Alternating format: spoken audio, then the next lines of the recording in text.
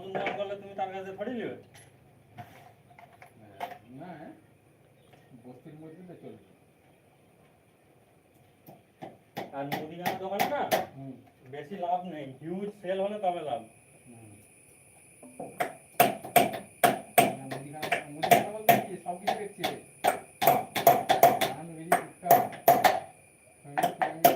ওইগুলো তোমার huge sell হলে তবেই লাভ। একটা সিগারেটের প্যাকেটে এখন 1 টাকা করে বেশি বিক্রি করে, মোটামুটি 15 টাকার মতো লাভ এক প্যাকেট সিগারেট বিক্রি করলে। বিড়ির প্যাকেটে মনে হয় 2 টাকা লাভ, আর লুজ বিক্রি করলে 4-5 টাকা লাভ, 4 টাকার মতো লুজ বিক্রি করলে তো 1 টাকায় কিনতে হবে। এখন মানে 1 টাকা 2 টাকা। হ্যাঁ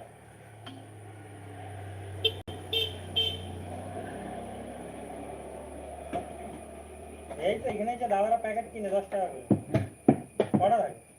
10 টাকা করে 14 টাকা কটা থাকে? 14 টাকা করে গেল।